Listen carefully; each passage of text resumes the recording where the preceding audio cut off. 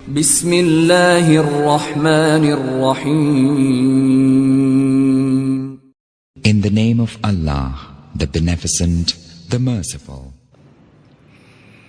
الحمد لله وكفى وسلام على عباده الذين اصطفى. أما بعد فقد قال الله تبارك وتعالى في القرآن المجيد والفرقان الحميد: أعوذ بالله من الشيطان الرجيم. بسم الله الرحمن الرحيم. إذا زلزلت الأرض زلزالها وأخرجت الأرض أثقالها وقال الإنسان ما لها يومئذ تحدث أخبارها بأن ربك أوحى لها يومئذ يصدر الناس أشتاتا ليروا أعمالهم فمن يعمل مثقال ذرة خيرا يره ومن يعمل مثقال ذرة شرا يره. صدق اللہ العظیم وصدق رسوله النبی الکریم ونحن على ذلك من الشاہدین والشاکرین. محترم حضرات، یہ سورہ زلزال ہے. یہ مدنی سورتوں میں سے ہے. یہ قرآن پاک کی ان آخری مختصر چھوٹی صورتوں میں سے ہے جن کو قصار مفصل کہا جاتا ہے. یہ صورت اپنے معنی کے اعتبار سے بڑی اہمیت رکھتی ہے. اگر ہم اس کو معنی کا استحضار رکھ کر بار بار پڑھتے رہیں تو ہمارے لیے بہت بڑی تنبیہ ہوگی اور اس سے ہم عبرت و نصیحت حاصل کرتے رہیں گے. ابو داؤد شریف وغیرہ کتابوں میں موجود ہے کہ نبی کریم صلی اللہ علیہ وسلم کی خدمت میں ایک بڑی عمر کے صاحب حاضر ہوئے اور انہوں نے عرض کیا: یا رسول اللہ، آپ مجھے کچھ پڑھنے کو بتا دیجئے. تو نبی اکرم صلی اللہ علیہ وسلم نے فرمایا کہ تم را والی 3 سورتیں پڑھ لیا کرو، یعنی وہ سورتیں جن کے شروع میں الف لام را آیا ہو. تو ان صاحب نے عرض کیا کہ حضرت میری عمر بڑی ہو گئی ہے، دل سخت ہو گیا ہے، زبان موٹی ہو گئی ہے، یعنی اتنی لمبی سورتوں کا پڑھنا یاد کرنا میرے لیے مشکل ہے. تو پیغمبر صلی اللہ علیہ وسلم نے فرمایا: اچھا تم حامیم والی 3 سورتیں پڑھ لیا کرو. تو ان بڑے میاں نے پھر معذرت پیش کی، عذر پیش کیا. تو رسول کریم صلی اللہ علیہ وسلم نے فرمایا: اچھا پھر تم ایسا کرو کہ جن سورتوں کے شروع میں سبح یا یسبح آیا ہو وہ پڑھ لیا کرو. تو ان صاحب نے پھر معذرت پیش کی اور عرض کیا کہ یا رسول اللہ، مجھے آپ ایک ایسی صورت سکھلا دیجئے جو ساری صورتوں کو جامع ہو، میں وہی پڑھ لیا کروں گا. یہ سن کر نبی اکرم صلی اللہ علیہ وسلم نے ان صاحب کو سورہ زلزال پڑھ کر سنائی اور اسے ہمیشہ پڑھتے رہنے کا حکم دیا. تو بڑے میاں نے مارے خوشی کے عرض کیا: والذی بعثک بالحق نبیا لازید علیہا ابدا. اس ذات کی قسم جس نے آپ کو سچا نبی بنا کر بھیجا، میں تو بس اب یہی صورت پڑھتا رہوں گا اور اس میں کچھ اضافہ نہیں کروں گا. اس کے بعد وہ صاحب مجلس سے اٹھ کر چل دیے. تو پیغمبر صلی اللہ علیہ وسلم نے 2 مرتبہ فرمایا: یہ آدمی تو کامیاب ہو گیا. اس روایت سے سورہ زلزال کی اہمیت کا اندازہ لگایا جا سکتا ہے کہ جب آپ صلی اللہ علیہ وسلم سے درخواست کی گئی کہ سب سے جامع ترین سورت سکھلا دی جائے تو آپ صلی اللہ علیہ وسلم نے اذا زلزلت الارض کا انتخاب فرمایا.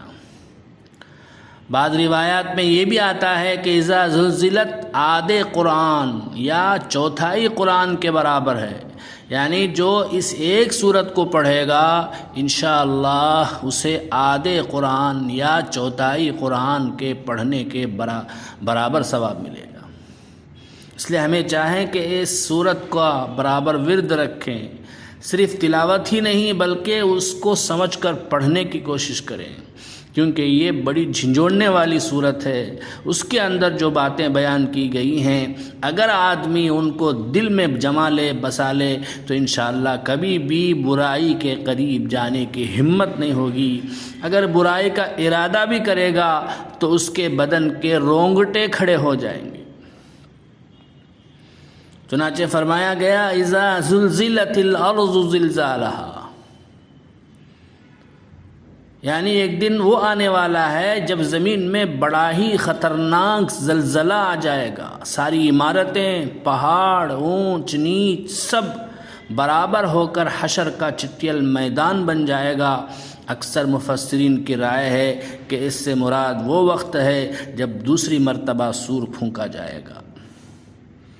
پھر فرمایا گیا وَأَخْرَجَتِ الْأَرْضُ أَثْقَالَهَا، زمین اپنے بوجھوں کو باہر نکال دے گی، یعنی جب زلزلہ آئے گا تو زمین اپنے تمام خزانوں اور بوجھوں کو جو اس کے اندر ہیں سب کو اگل دے گی۔ اور اس سے مراد یا تو تمام مردے ہیں جو زمین کے اندر ہیں، چاہے انہیں باقاعدہ دفنایا گیا ہو، وہ تو زمین کے اندر ہی ہیں جیسا کہ ظاہر ہے، اگر دفنایا نہ گیا ہو پھر بھی انجام کار وہ زمین ہی میں جانے والے ہیں۔ مثلا اگر کسی مردے کو جلا دیا گیا بالآخر اس کی خاک زمین ہی میں جائے گی، اسی طرح اگر کسی مردے کو پرندوں یا جانوروں کو کھلا دیا گیا ہو پھر بھی انجام کار وہ جانور بھی مرا کر زمین ہی میں مل جانے والے ہیں۔ اس لیے سارے ہی افراد زمین کے اندر محفوظ ہیں جو قیامت کے دن اللہ کے حکم سے زندہ ہو کر نکل کھڑے ہوں گے۔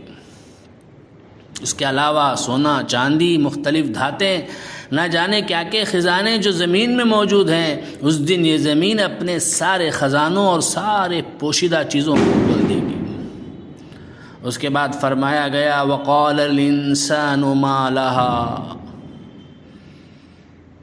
یعنی جو لوگ زمین سے نکل کر میدان حشر کی طرف چلیں گے اور زلزلے کی ناقابل تصور کیفیت ہوگی تو سب حیران و پریشان ہوں گے کہ یہ زمین میں اتھل پتھل کیسی ہو رہی ہے، ایسا تو ہم نے کبھی نہ کبھی سوچا نہ کبھی دیکھا، ایسا بھیانک منظر سامنے آئے گا۔ اور پھر فرمایا یومئذ تحدث اخبارها بان ربک اوحی لها، اس کے بعد ایک ایسا مرحلہ آئے گا کہ زمین اپنی ساری باتیں کہہ ڈالے گی۔ اس کی تفسیر کرتے ہوئے علماء اکرام لکھتے ہیں کہ زمین کے اوپر جب بھی اور جہاں بھی جو اچھا یا برا عمل کیا گیا ہوگا یہ زمین قیامت میں ان سب باتوں کے بارے میں بتا دے گی۔ مثلا اگر کسی شخص نے کسی جگہ پر نماز پڑھی ہوگی، سجدہ کیا ہوگا، تو زمین اسے بھی بتا دے گی کہ فلاں آدمی نے فلاں تاریخ کو اتنے بجے اتنے منٹ پر فلاں جگہ پر سجدہ کیا تھا، یا کوئی اور اچھا کام کیا ہوگا تو وہ بھی بتا دے گی۔ اسی طریقے پر زمین میں جہاں پر بھی اور جس وقت جو برائی کی گئی ہوگی اس کے بارے میں بھی بتا دے گی۔ گویا زمین ہر شخص کی پوری طرح رازدان ہے اور اس میں سارا ریکارڈ جمع ہو رہا ہے، اور قیامت کے دن کوئی انکار کی پوزیشن میں نہیں رہے گا، زمین سب کھول کھول کر بتا دے گی۔ اور یہ اس لیے بتا دے گی کہ اللہ کا اس کو اس دن یہی حکم ہوگا، یعنی کوئی یہ نہ سمجھے کہ زمین کی اپنی کوئی طاقت یا اس کے اندر اپنا کوئی اثر ہے، بلکہ جو بھی ہوگا اللہ کے حکم ہی سے ہوگا۔ جب تک اس کا حکم نہیں وہ نہیں بتا رہی، لیکن جب اللہ کے حکم سے بتانا شروع کرے گی تو اگلی پچھلی سب باتیں بتا دے گی۔ اس کے بعد فرمایا یومئذ یصدر الناس اشتاتا لیروا اعمالہم، یعنی اس دن لوگ مختلف ٹولیوں میں نکل کر آئیں گے، الگ الگ جماعتوں کی صورتوں میں ہوں گے، کوئی جنتیوں کی جماعت، کوئی جہنمیوں کا گروپ، یا مطلب یہ کہ مختلف اعمال کرنے والوں کی الگ الگ جماعتیں بنائی جائیں گی، نمازیوں کا گروپ الگ، روزے داروں کا گروپ الگ، زانیوں اور قاتلوں کا گروپ الگ، پھر دنیا میں کیے ہوئے اچھے برے سب کے اچھے برے کام سب کے سامنے آ جائیں گے۔ پھر آگے فرمایا فَمَن يَعْمَلْ مِثْقَالَ ذَرَّةٍ خَيْرًا يَرَهُ، کسی نے رائی کے دانے کے برابر بھی کوئی نیکی کی ہوگی وہ نیکی بھی سامنے آ جائے گی. وَمَن يَعْمَلْ مِثْقَالَ ذَرَّةٍ شَرًّا يَرَهُ، اور جو رائی کے دانے پر کوئی گناہ کیا ہوا ہوگا وہ بھی سامنے آ جائے گا. بزرگوں، یہ اللہ تبارک و تعالیٰ کا اعلان ہے، اور اللہ کا اعلان بالکل برحق ہے، جس میں شک اور شبہ کی کوئی گنجائش نہیں ہے. اسی لیے سرکار دو عالم حضرت محمد مصطفیٰ صلی اللہ علیہ وسلم نے فرمایا لا تحقرن من المعروف شیئا ولو ان تلقى اخاک بوجہ طلیق، کسی بھی نیکی کو کمتر مت سمجھو، اگرچہ تمہارا اپنے بھائی سے بشاشت کے ساتھ ملنا ہی کیوں نہ ہو. گویا موقع ملنے پر نیکی کو انجام دے دینا چاہیے، پتہ نہیں اللہ کے یہاں اس کا کتنا اجر و ثواب ہے. لہٰذا ہلکا سمجھ کر کسی بھی نیکی کو ہرگز نہیں چھوڑنا چاہیے. اور دوسری طرف آپ صلی اللہ علیہ وسلم نے یہ بھی ارشاد فرمایا ایاکم ومحقرات الذنوب فإنہن یجتمعن علی الرجل حتی یہلکنہ، معمولی گناہوں سے بھی بچتے رہو کیونکہ وہ جمع ہو کر آدمی کی ہلاکت کا باعث بن جاتے ہیں.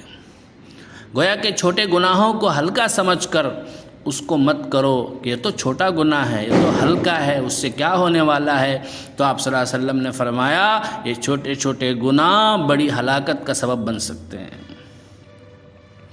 پھر آپ صلی اللہ علیہ وسلم نے اس کی ایک مثال دی. کچھ لوگ سفر میں جا رہے ہوں، کسی جگہ پر انہوں نے پڑاؤ ڈالا، کھانا بنانے کی ضرورت پیش آئی، چولہا تیار کیا گیا، سب ساتھی ایندھن کی تلاش میں ادھر ادھر چلے گئے. کوئی ایک چھوٹی سی لکڑی لے کر آیا، کوئی چھوٹی سی کاڑی لے کر آیا، کوئی کچھ لے کر آیا. پھر ان سب کو جمع کر کے آگ جلائی گئی جس سے کھانا پکایا گیا. تو یہ چھوٹی چھوٹی لکڑیاں بظاہر چھوٹی ہیں لیکن سب مل کر اچھی خاصی آگ اور ایندھن کا ذریعہ بن گئی. اسی طرح یہ چھوٹے چھوٹے گناہ مل کر بڑی ہلاکت کا باعث بن جائیں گے. اس لیے کبھی بھی کسی گناہ کو انسان حقیر نہ سمجھے، معمولی نہ سمجھے، کمتر نہ سمجھے. بزرگوں، ہمیں اچھی طرح جان لینا چاہیے کہ رائی کا اللہ کے یہاں ریکارڈ تیار ہے، چاہے اس کا تعلق حقوق اللہ سے ہو یا حقوق العباد سے ہو. اللہ تبارک و تعالیٰ کا نظام ایسا مستحکم اور مضبوط ہے کہ کوئی بھی چیز ادھر سے ادھر نہیں ہو سکتی، ساری کی ساری چیزیں ہمارے سامنے آ جائیں گی.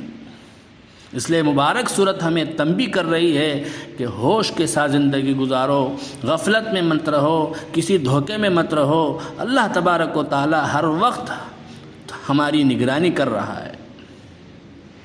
اگر غلطی ہو جائے تو جلد از جلد ہمیں سچی توبہ کر لینی چاہیے. ایک روایت میں ہے کہ جب یہ صورت نازل ہوئی، خلیفہ اول امیر المومنین سیدنا حضرت ابو بکر صدیق رضی اللہ تعالی عنہ کے اوپر بہت زیادہ گریہ طاری ہو گیا.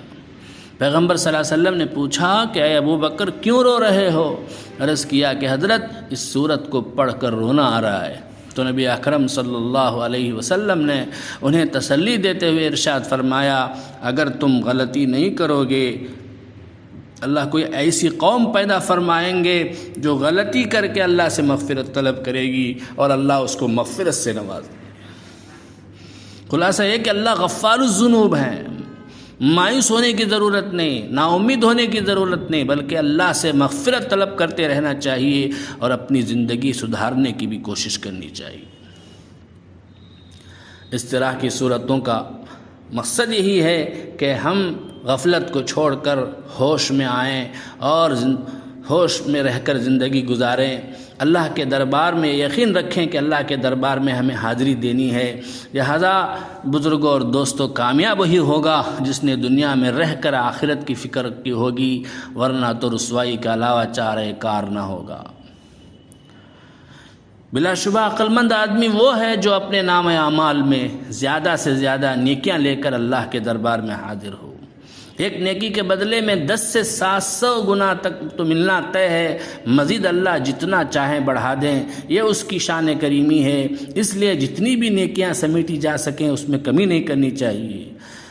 مثلا خالی اوقات میں کوئی مصروفیت نہیں ہے تو سبحان اللہ الحمدللہ ہی پڑھتے رہیں، درود شریف کا ورد رکھیں، حافظ قرآن ہے تو خالی اوقات میں قرآن پاک کی تلاوت کرتے رہیں، جس میں ایک ایک حرف پر 10 نیکیوں کا وعدہ ہے۔ الغرض جیسے آدمی اپنی دنیا کو بڑھانے کی فکر کرتا ہے، ہر وقت دماغ اسی کی طرف لگائے رہتا ہے، اس سے کہیں زیادہ فکر آخرت میں نیکیوں میں اضافے کی ہونی چاہیے۔ جو اس کی فکر کرے گا انشاءاللہ وہ تصور سے زیادہ نوازا جائے گا۔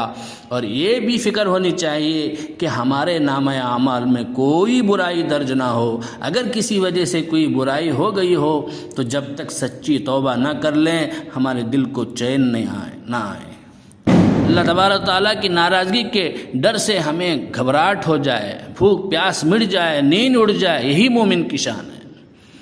تو یہ صورت ہمیں یہ یاد دلاتی ہے کہ آخرت کے بارے میں فکر رکھو، یہ کوشش کرو کہ دنیا سے اس طرح سے جانا ہے کہ ہمارے کندھوں پر نہ تو اللہ کے حقوق ہوں نہ تو بندے کے حقوق ہوں، بلکہ سرخ روئی کے ساتھ اللہ کے دربار میں حاضری کی تمنا اور فکر ہونی چاہیے۔ اس کے بارے میں جو بھی ضروری طریقے ہیں انہیں اپنانا چاہیے۔ اللہ تعالی ہم سب کو صحیح راستے پر چلنے کی توفیق عطا فرمائے اور ہمارے سب کے گناہوں کو معاف فرمائے، آئندہ کی زندگی گناہوں سے بچ کر گزارنے کی سعادت سے مالا مال فرمائے۔ آمین وآخر دعوانا ان الحمد للہ رب العالمین۔